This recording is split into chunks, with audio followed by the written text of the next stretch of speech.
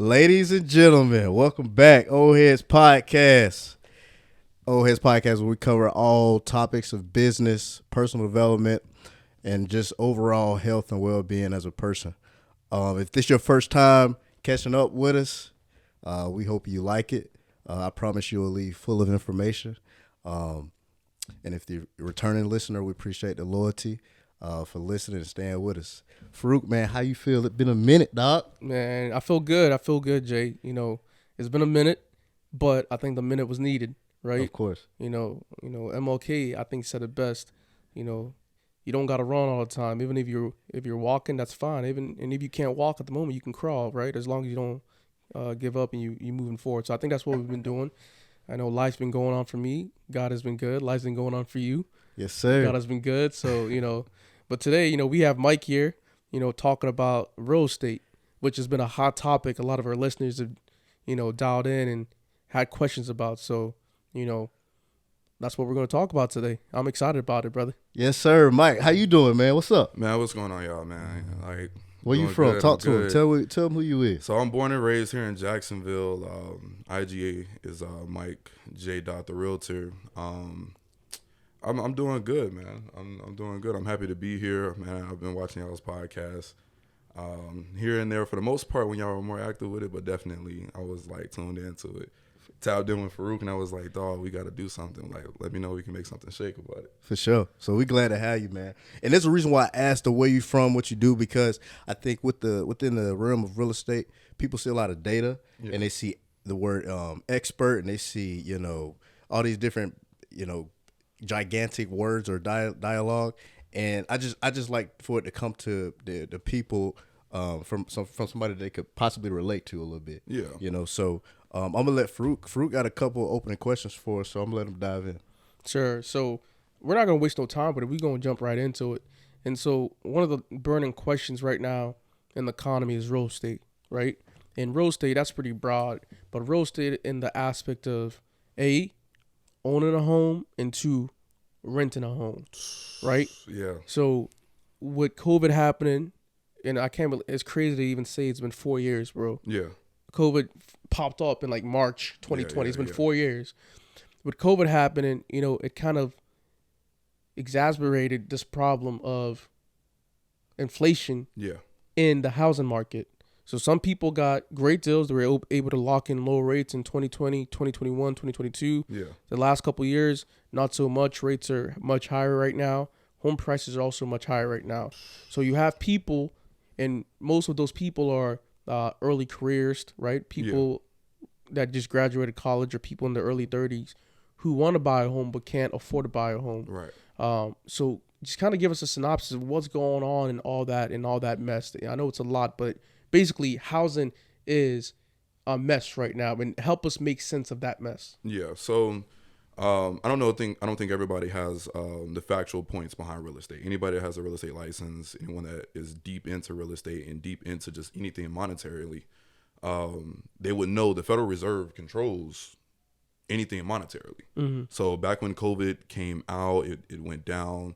Housing rates went skyrocketed. Interest rates went the lowest they've ever been. Like you said, the market exploded, dude. The Federal Reserve was going crazy, and I think more than anything, they were trying to upkeep the sales of homes and upkeep the lifestyle before COVID had happened, to keep banks happy, investors happy, different people in the world happy. I'm not going to step too deep into that, but during COVID, like you said, housing was going crazy. I mean, you could close a solid 4 or 5, and even maybe someone that's a lot more busier, but maybe 10, 20 deals in a month. And people were just buying like this. Programs were coming out. They were doing so many different incentives, interest rates, buy downs, even credit people were going crazy. I was a person that took advantage of a credit person. I was like, hey man, I need to work on my credit really quick, and got a lot of things deleted and, helped out and paid some stuff down. So just to be able to purchase. So after COVID, right now, I think a lot of people are having that problem because there was a quick adjustment that a lot of people made when COVID hit, where, housing went up, interest rates went down. And then as soon as COVID is I'm not going to say over, but I'm going to say level, because it still exists. a lot of people had a problem with adjusting back to what the market was before Originally. COVID. Oh yeah, man. Like, interest rates went to almost, I think the highest they've ever been for a house, almost 9-8%, depending on, the way you're buying, how you're buying, your credit score, what you have to put down, all kinds of different things that tapped into it. So it's crazy, but I definitely think it was a time to live in. And I think the best time to purchase also was during COVID. After COVID, I think it's still a great time to buy now that interest rates are kind of back in that 6% to 7% range, or not what they were before. Like I said, they were like 5, even maybe a little bit of a 4. But yeah, I'll answer your question with that. Gotcha. For sure. It's very interesting to me. That was a lot of information for some, and a lot to unpack there. When you say, we're at roughly 6-7% right now. Obviously, for me, I think there's no perfect time to invest. I think, and the reason why I say that is because somebody that has a lot of buying power could buy now with less competitors, versus when during COVID, Right. you got a lot of competitors. It's a lot, maybe a lot more affordable, but it's a lot more competitors for some people. So I just feel like I think there's no perfect time for of people as a majority. Yeah.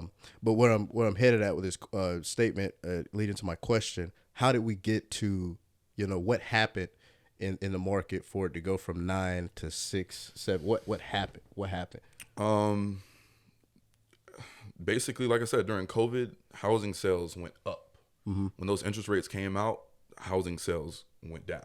Right. Like, people could not afford homes. And when they went to 9%, and I'm not going to say people could not afford homes. I'm going to say taking a person, let's just use a median household of 2 incomes, let's say $100,000, $80,000 to $100,000. Low regular debt, maybe a credit card here, maybe a car note, and maybe a little bit of student loans. They will be able to afford maybe a $400,000, maybe $300,000 home during COVID, versus now, or when it hit that 9% interest rate or 8% interest rate.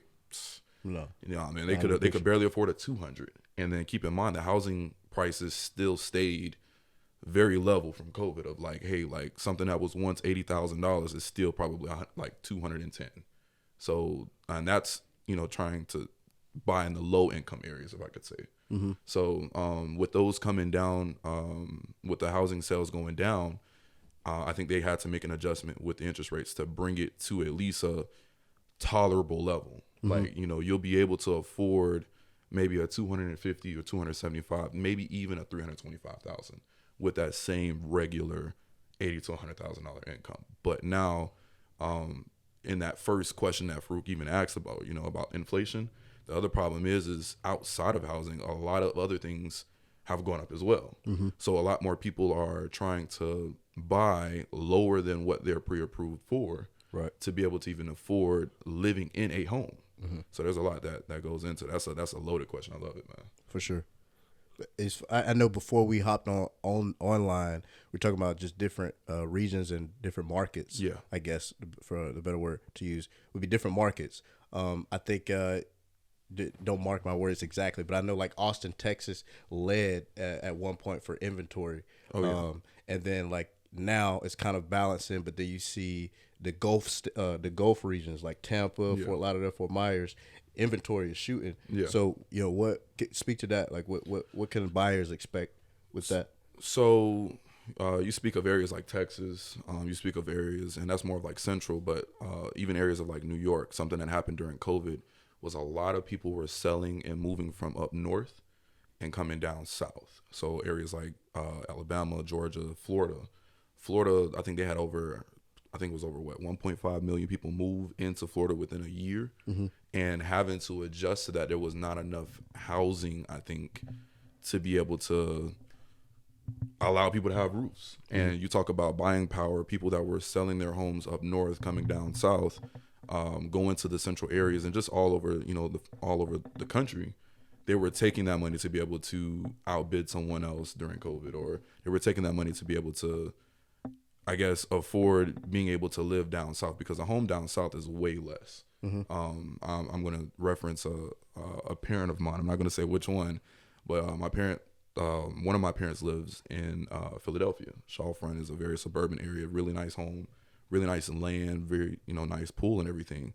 But he bought that home during COVID, and that home went for like $600,000. And that was a regular 3-bedroom, 2-bath with a basement, 2-story home, and very nice land, very nice. But you take a home like that down south, it's probably a solid 300, maybe a solid 280. So as we talk about that buying power, and they sell those homes, they come down south and they're sitting on cash afterwards. So that would be my answer to that one. For sure. So when you talk about inventory, there's a lot of inventory right now on the market. Yeah. Just like there was a lot of inventory on the market during COVID. The only difference is during COVID, inventory was being snatched up real quick. Yeah. Right now, we see homes sitting on the market a little bit longer, and it's probably because of those interest rates. Like you said, people can't afford it, people can't buy it. Yeah. So that delves us next into the next ladder or step on this ladder. Yeah. Which is what happens now? What's next?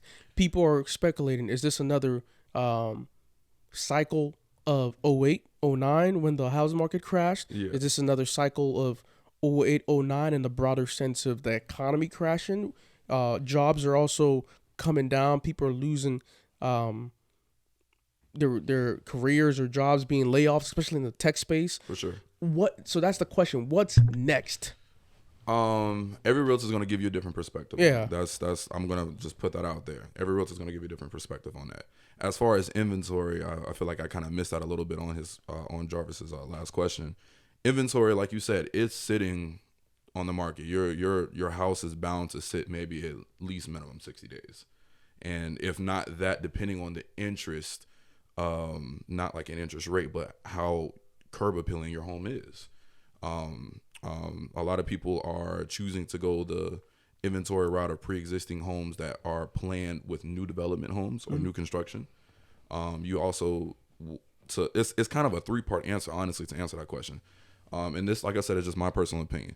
So with how things are, it's because inventory is sitting so long, a lot more people are having to decide whether they want to sit in their home now or sell it.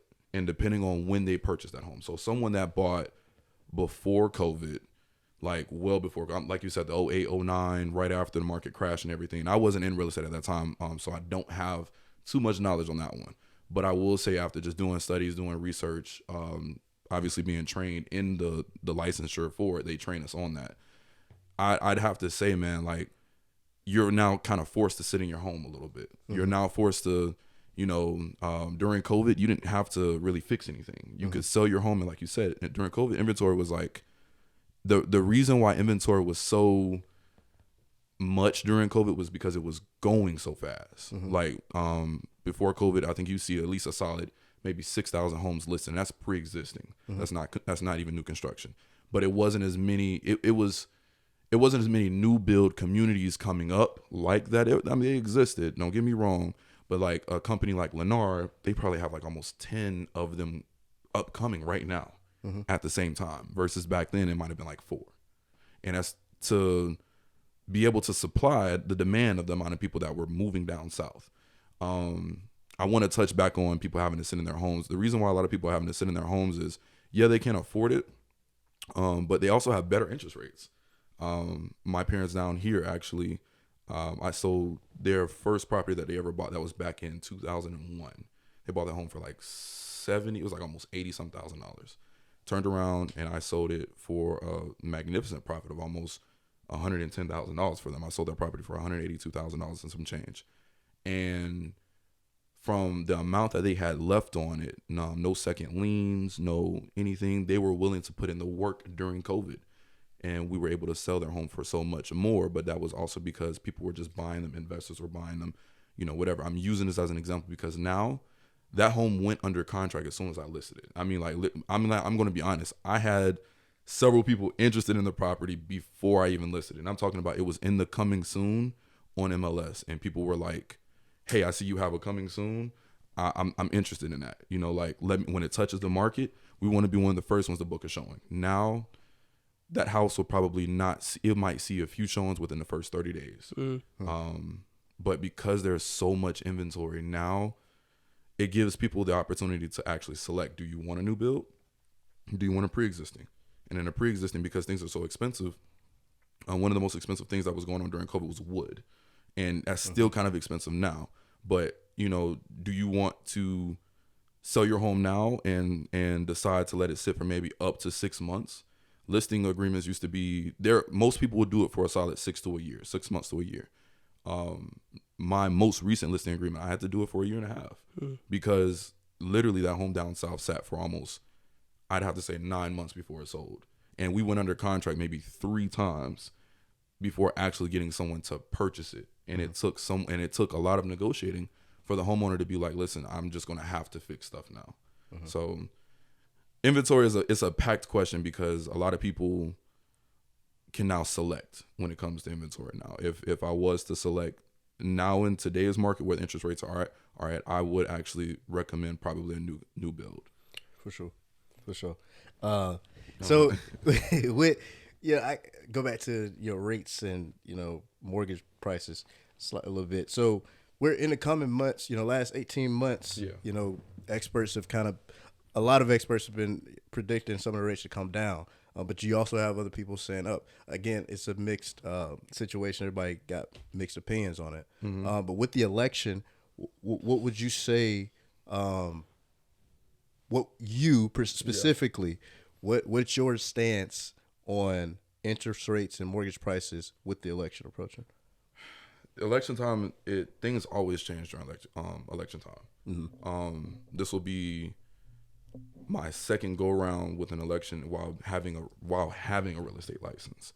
That's not real estate knowledge. I'm going to say third time with real estate knowledge because I took about a year and a half of mentoring before getting my license actually, and that was during the time period of Trump going into office. But Trump going into office, coming out of office, now we have Biden out. This is the third time going around. Interest rates, I think, are going to be pleasing as of right now. I'm scared for what they're going to be after the election. And I think it also depends on who gets into office. I think more than anything, it's going to depend on who gets into office. Can you elaborate on that between the two? This is not we're not apolitical. We don't care each way. We just want to know about data. If Trump goes into office, and then his body goes into office. Both sides, man. And again, this is go ahead. Sorry. Okay, no, you're good. You're good. Both sides. So I'm not that big on politics. I'll be honest. So my opinion may be with the information that I know, not the information that might be out there or just different things, because we get updates via NEFAR and stuff like that. I'm going to say Republican wise, if Trump is to ever get back into office, I think that the housing market will actually either stay steady, if not probably come down. I'm going to just put it out there. Why I say that, back when Trump was in office, I don't think a lot of people know this. Trump was actually beneficial for a lot of small business owners, or SBAs, and tax rates, tax deductions, different things that came out for people that are entrepreneurs now, that I feel was based off of Trump. I do see him doing something very similar, but now more so for the economy, if he was to get back into office. That's just my personal opinion, off of just a little bit of data with also a mixture of just reading up on some of the things that he's maybe wanting to push. I think it'll be insane if he gets back in office because of, whatever convictions, felonies, and things like that, which that's a different conversation. That's a different topic, yeah, I was going to say that's a different topic. But I think if Biden has to stay into office, I think things are going to stay a little steady, but I think they might go a little bit back up. I'm going to be honest. You think so? I actually do think so. Why do you say that? With the amount of money that the U.S. owes, with the amount of debt that the U.S. is in, not saying that Biden hasn't done a lot for our economy. That's not what I'm saying. But I will say that he's not the reason why the interest rates came down. That is what I am going to say. He is not the reason why the interest rates came down. He is not the reason why housing is going to become affordable. I don't see it in his plan or in his focus to focus on the urban of housing, or I'm going to say housing urban development, or HUD. That's not just regular people that are low income. That's the middle class. That's the working class. I don't see him wanting to do anything about that, so to say. So I see what happened during COVID, people seeing the opportunity to be like, hey, I can make this more expensive. They're going to make it more expensive. And I don't think anyone's going to do anything about it. So you think they're just going to, home buyers who are already sitting at a low rate in their house, once they see that they can capitalize on raising the home price ask, you think they're just going to do that and keep on moving the trend up? I don't think that the housing is going to go up, but I think it's going to stay where it's at right now, which is where it's expensive. Yeah, it's expensive. Like I said, the example I gave earlier, three bedroom, 2 bath, that was an average house that used to cost maybe $150, and I don't think it'll ever come back that low for sure. But I also don't think it's. I'm going to be honest with you guys. So if you guys previously voted, and this is for everyone, if you previously voted, there was a question on the ballot that was like, would you want to see the minimum wage be raised to $15? Yeah. And that, if people really paid attention to the election, paid attention to politics a little bit, when that all went through, that was one of the things that was passed. Mm-hmm. When that happened, notice everything went up. Everything went up. And why? Because that required business owners, certain business owners, majority of them, I'm going to say, to give at least minimum of a $15 an hour salary or wage. And with that, everything behind that went up. You ask for more, you're going to pay more. That is the rule of thumb that I feel that exists in real estate. If you're going to ask for more, if you go under contract right now with someone with a property of yours and they do their inspection period, they're nitpicking, hey, we need this, we need that. You're going to be like, okay, that's fine. But then we're going to make room for it. Mm-hmm. I'm not just going to cut out $20,000 of my earnings or my asset to supply you getting into the home, when I could potentially go with someone else that might not care about that, mm-hmm. and they'll do it themselves. Or they may ask for something less, which is like 10 grand. So you ask for more, you're going to pay more. And that's what I believe. I know that might be a little vague, but that is why I believe that came along with the Democratic Party. That's why I said with the Democratic side, if it stays Democratic, I believe the housing market is going to stay a little steady and might increase slightly. The interest rates will probably go back to 7. I don't think they'll ever touch back 8, but I believe definitely back 7s. Got you. Now, with that being said, do you think it makes more sense to rent or buy right now? I think it depends on your preference. I think that is a preference-based question.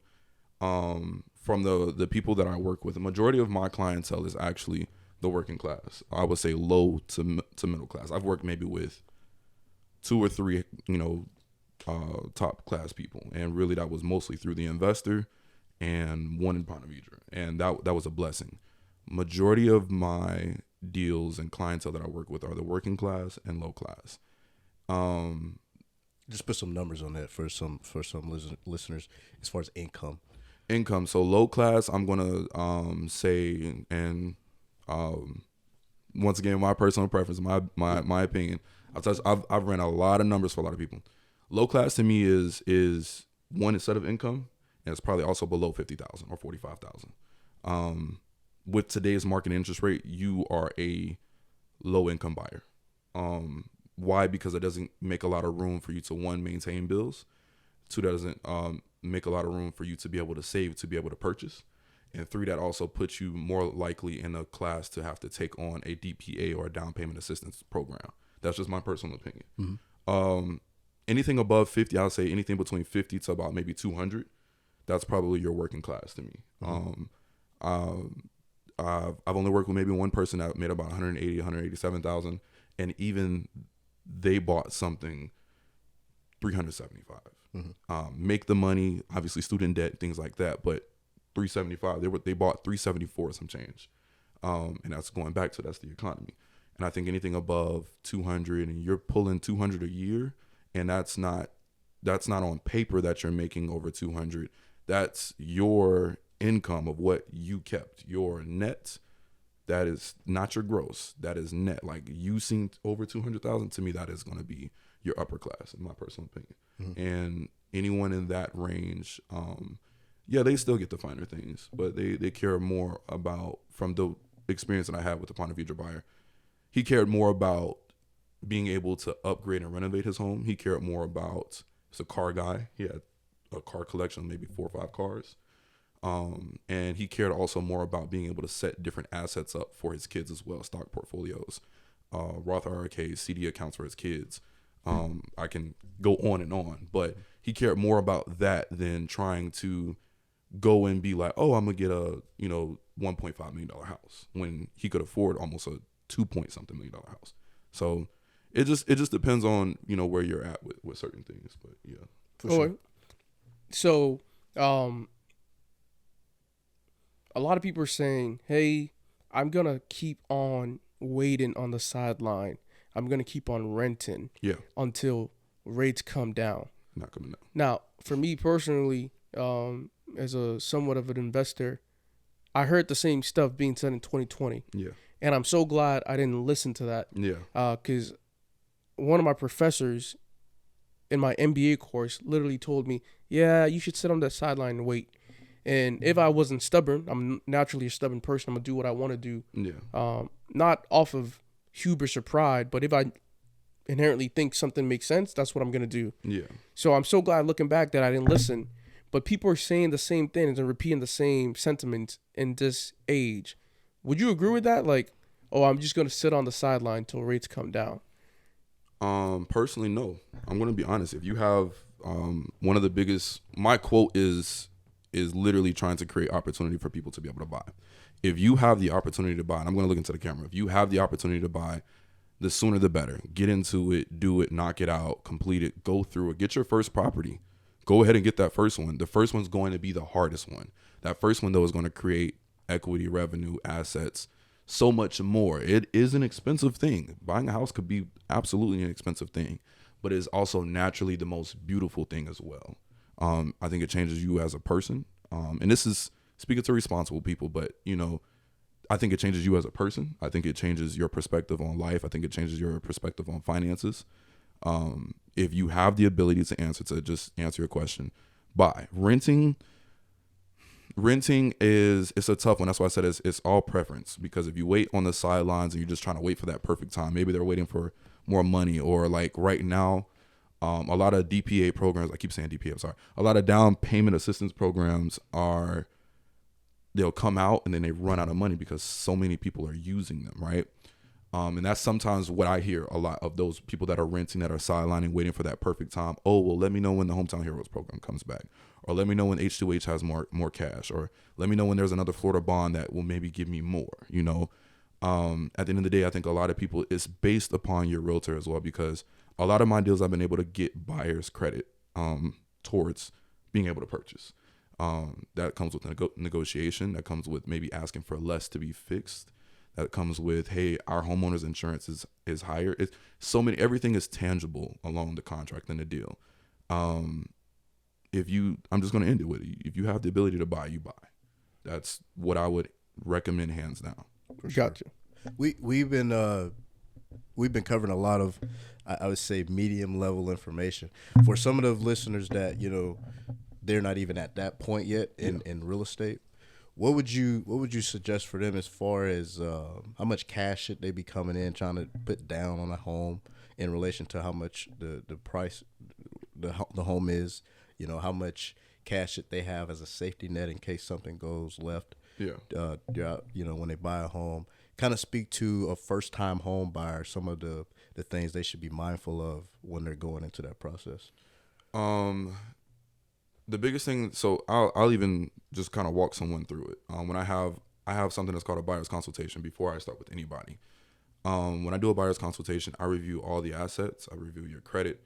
I ask you personal questions like, hey, is there something that you feel that you can't pay for right now? Is there something that that you could pay double? Is there people in your family or friend or circle that can maybe, if you needed cash to help be able to purchase? Things like that. I get into your business. I always tell them, I'm going to get in your grill a little bit, and I ask those hard questions. This is what I would recommend. If you want to buy a $100,000 home, and I say this to everyone, you're going to need roughly about 6 to 7% down. That's buying FHA wise. Not down, but that's cash to close. That's 3.5%, and then about roughly 3% towards closing costs.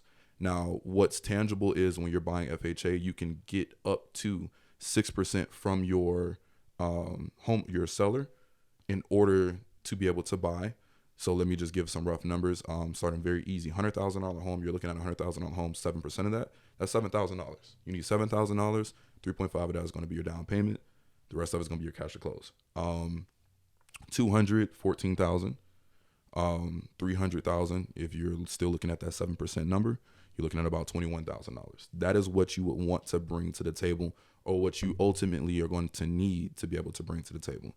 Now, to help people out better understand the numbers, this is why I love real estate, because those numbers are very tangible. You're hands down 9 times out of 10 not going to the table, not paying anything at all out of pocket. That's not really going to happen unless you're going through a certain program where it's not required, or you are required to approach the table without paying anything. H2H is a big program that I've helped a lot of people use, where they're not required to pay anything down at the table. However, you still have to pay a binder, appraisal, your inspection, the common things on the contract. Yes, you do. So you still need a little bit of cash on hand. Sometimes they will also ask that you have up to 2 times the mortgage that you're going to have in your account or set in reserves. So if you have $1,000 mortgage, you need $2,000. If you have a $2,000 mortgage, you need $4,000, so forth and so forth. But the easiest thing, the 3 things that I think a lot of people also misunderstand in buying, there's 3 things that qualify you to be able to, I'm gonna say 3 to 4 that qualify you in getting the type of home that you want to get. First, you need to have the amount of money you want to, the amount of money you need to pay at the closing table. You have to have that minimum in your account. You can't say I want a $300,000 house, but you have $2,000 in your account. Doesn't make sense. Doesn't make sense. Even if you make the income, the lender is going to say, hey, we understand you have $300,000 worth income, but you only have $2,000. So you can't even close on a home. So first things first, you want to create a savings plan to, get to that, number that you need to get to in order to close on the kind of home that you want to close on. The second thing is, yes, your credit score is going to matter. There is a credit rating or range. 580 is what you need minimum. But understand 580 credit score, you're going to have a higher interest rate than someone maybe with a 600, 620, 640, 680. And this is, once again, just my opinion. Well, I'm not going to say my opinion, my range of what I've worked with. I've seen people who have 700 credit scores and they still can't get conventional home loans. But that takes me back. They don't have 3% down. They don't have the 5% down. They don't have 10 or 20% down. Mm-hmm. So, I want to buy conventional, or the interest rate I might be able to knock out the PMI, or you don't have the money down though. So you don't have the percentage. And those numbers do change, obviously, depending, but I gave the 7% based on FHA. Conventional, you're going to need anywhere between 6 to, I would say, about 23% of it. And once again, the other 3% is for the closing costs. Max roughly is about 20% that you have to put down on the home. If you're buying, I've never done a deal, what is it called? Using the Royal or whatever in the Royal areas. Those are called USDA loans. I haven't done a deal with USDA, but USDA, typically you don't have to actually put a down payment. You still have cash to close though that you need to pay. Gotcha. And you have to have a certain credit score. And you do have to sometimes have reserves as well. So, and it also is a income threshold as well. So if you make over a certain amount in that Royal area, they're not going to qualify you for it. They're going to say you're going to have to buy regular. But yeah. That's insane. So I think a lot of people, with all that information, kind of brings us to the table. It's a little depressing. Mm-hmm. Even for me as a homeowner, it's depressing because I'm looking at maybe my friends, or I'm looking at even myself, who wants to maybe acquire another asset. I'm just like, I'm feeling a little bugged down. Like it's almost impossible. So yeah. How do you want someone to live, as far as sustain this cost of living with inflation, and then also attain this American dream of home ownership? It almost seems like it's forgone. Yeah. Right. Yeah. What would you say to people who feel that way? And you can keep it real. If the answer truly is, yeah, it is what it is, my boy. Like, that's what it is. Yeah. You're going to have to maybe live with your parents longer, or you might have to get some roommates and make the numbers work that way. Like, let us know, if that's the case. And if not, then what other creative ways can we go about, making that American dream still a reality for, especially for the younger generation, the working class, the college grad who's got $50,000 of student debt, Yeah. $20,000 of an auto loan, and only makes $60,000 a year. You know what I mean? So, especially for that demographic, because that's going to be the majority of people. How do you even afford a loan? You know, the thing I like about real estate is everybody's house is different. I always say this: everybody's house is different.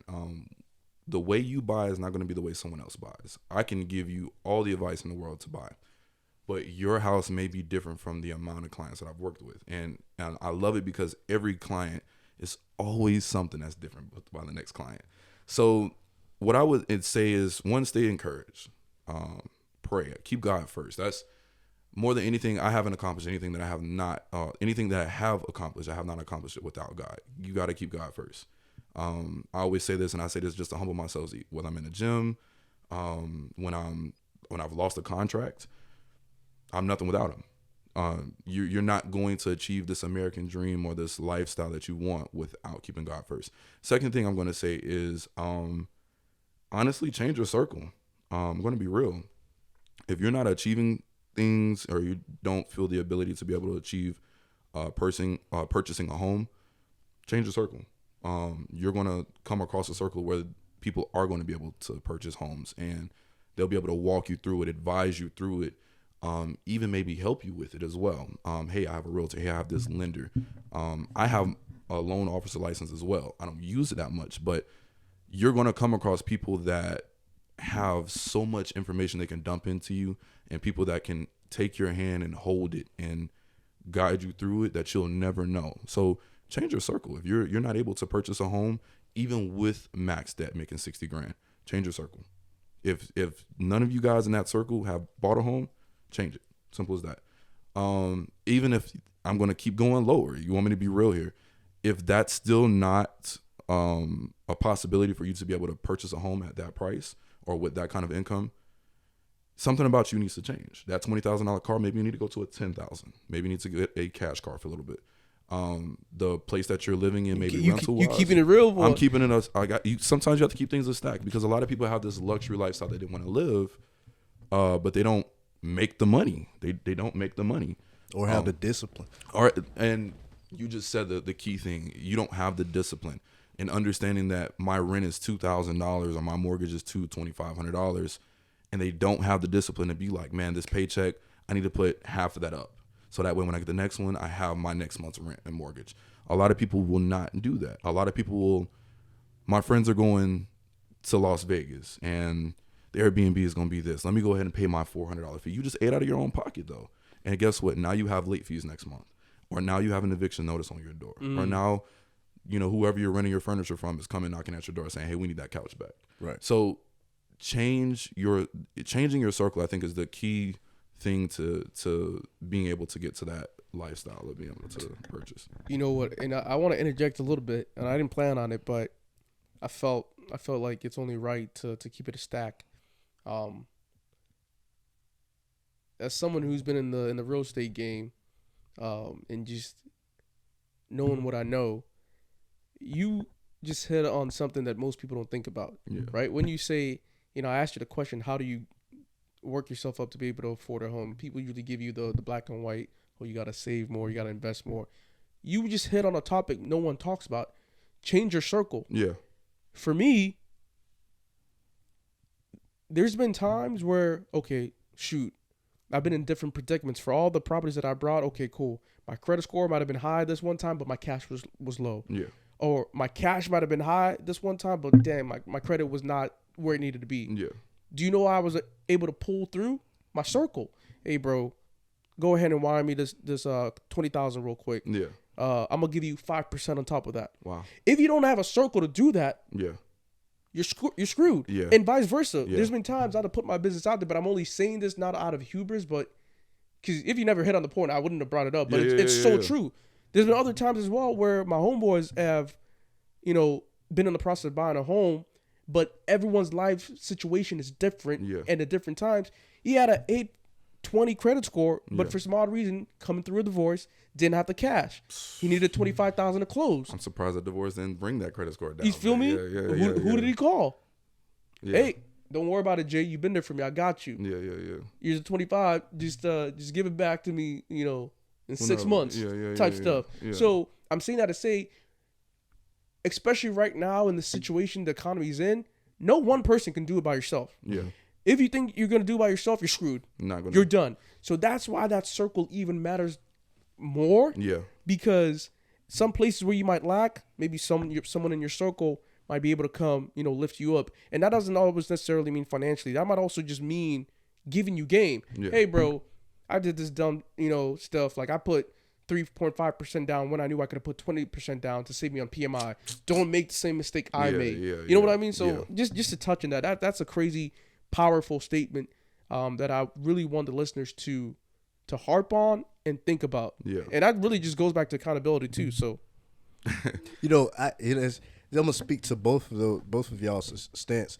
I simply put, I think if you can't adhere to all of the disciplines that you just said, you don't even deserve a home. You're just gonna lose it. Yeah. You're gonna lose if you don't. You do everything right and then you revert back to your old habits. You're gonna lose that home. Yeah. You gotta maintain and do what you're supposed to do all the way throughout. So that's just my whole take on it. Here's the crazy thing. I've had clients where I've sold them a home and they've had to already foreclose. oh, stop. Mind you, I've been in this game 4 years. So within a 4-year radius of me selling you a home, you've had to foreclose. Somewhere along the line, you made a mistake. Somewhere along the line, you probably continue to make the wrong mistake, and that I feel is more than anything heavy on your circle, because something I applaud my circle on, man. I'm not perfect by any means. My circle has come to me and be like, Mike, you're messing up, dog. Hey, like, you just made a mistake. And old me back in high school would be like, no, like, I got it. Old me would be like stubborn, independent, like, forget y'all, whatever. But I appreciate people in my circle being able to be like, hey, that was a mistake that was made. And you could have done this with your money. You could have done that. You could have maybe, instead of using that money, could have saved it. You could have invested it in this and been at this point. I've been checked several times. Like I said, nobody's perfect, but I'm also that guy where I'm typically checking my circle. Listen, doesn't make sense for you to seller finance 3, 4, 5 different homes and you have not bought one yourself. Yeah. Dumb. You can have all the capital on hand. I'd say this.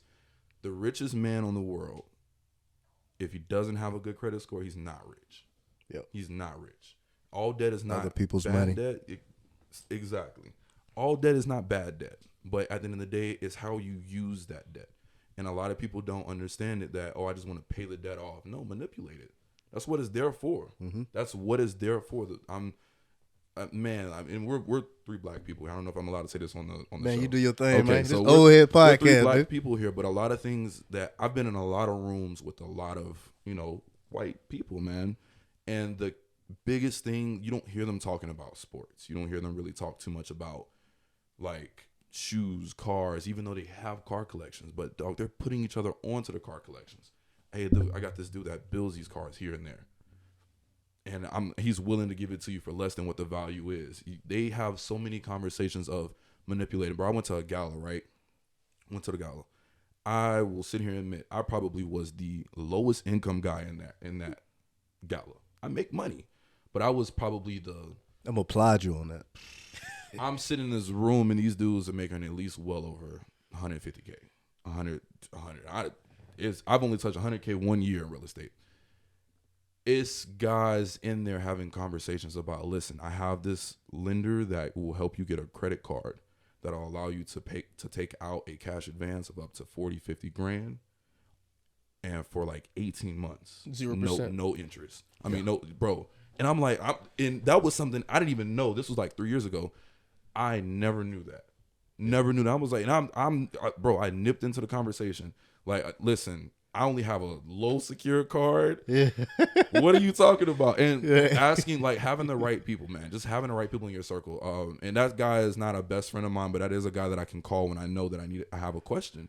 And he puts me on, dog. He puts me on. Now, he may have to get back to me. Yep. He may say, hey, man, I'll call you back maybe tomorrow, or I'm out, doing this, that, You're still in your circle. But, You're still in your circle. Man, being able to say, I have a call scheduled with this guy on Monday, and, like, literally he'll be like, listen, don't pay that off. Yep. Do this instead. I've probably made some of the biggest investments doing that. and it's insane. So it's your circle matters, bro.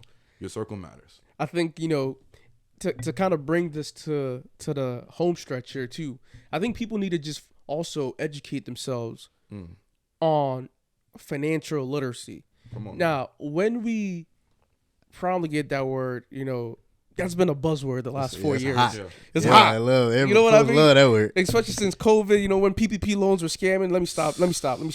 But, when PPP loans were out there, Yeah. busting, people used to love those two words, financial literacy. Yeah. And I'm looking at people, do you even understand what that means? Yeah. Financial literacy is more than a checking and savings account.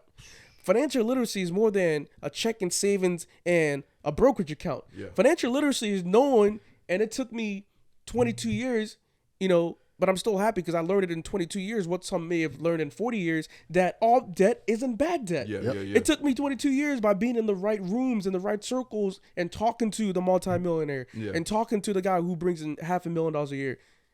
I'm coming from the mindset and the family background of, oh, you got a $10,000 credit card or $10,000 loan. Pay that off soon. Yeah. Pay that off Don't soon. use it. Don't use it. What you got it for? Until you realize Really? until you realize the name of the game is leveraging debt. Bro. Leveraging debt, Bro. correct debt to get assets, Yeah. to then get you more assets, Yeah. to get you more assets. So when I say financial literacy, people really need to go, like you said, look at your circle, check your circle, make sure people in your circle, you can't be the brightest person in your circle. Absolutely. If you're ever the smartest person in the circle, change it. That's more of the story. And even there's nothing wrong with still being tied to that circle, but being the smartest person in that circle sometimes sucks because sometimes you're around people that don't want to.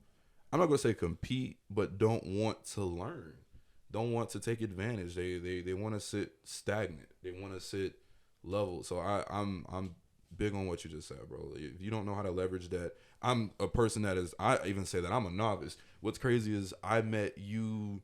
What was that like 7 years ago? I think it was like maybe 7 years ago, and it was at the dinner table that we were all talking. Man, at that dinner table, I think it was Buffalo Wild Wings or where I forgot where we were.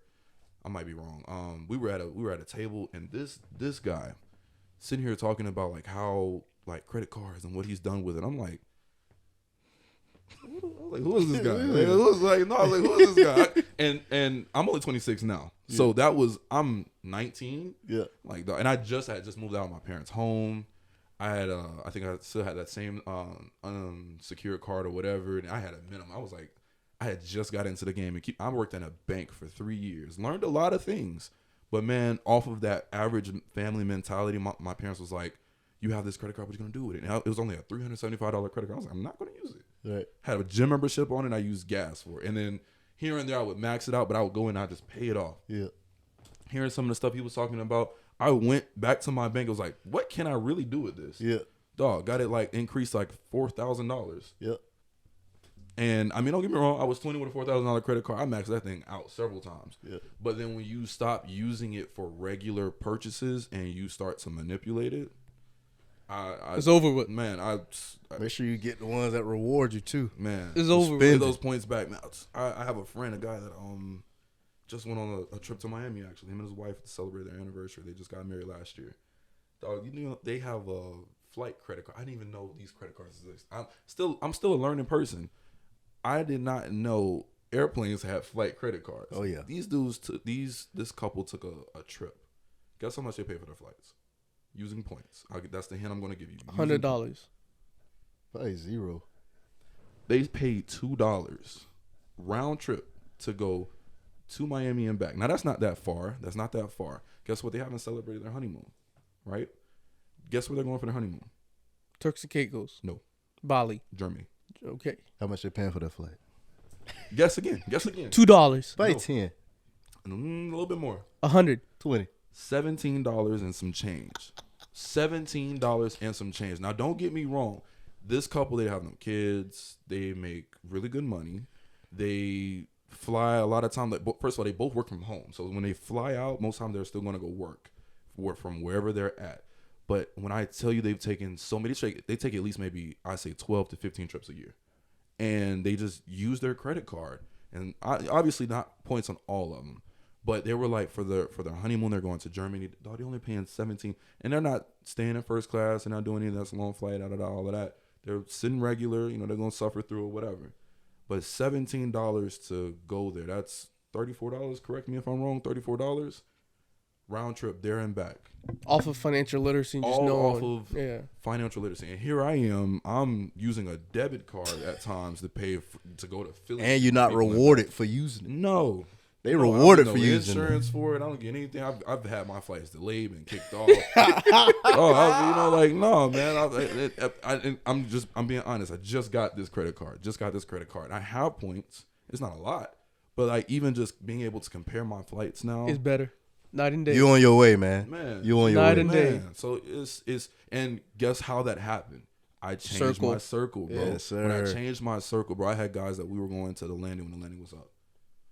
And I know we're probably just talking now, but like I had guys that we were going to the landing when the landing was up, like every weekend. Yeah. Going to Live Bar, going downtown, dog, we were dropping maybe $200, $300 a night. I've been to the strip club and we've dropped maybe over 4,000. I'll say maybe 3,000. He's closed a deal. I've closed a deal. Let's celebrate. Get a little section of 600 by itself. Throw a couple money, a couple hundred. Buy a few bottles that is probably house tequila, liquor, whatever. Not even top shelf, bro. That silly. And neither one of us at that time had no type of knowledge of the things that we know now. So it's just crazy, man. It's if you change your circle, get some knowledge. I encourage anyone that's I'm gonna encourage anyone that is, it's because it's also a lot of entrepreneurs out here.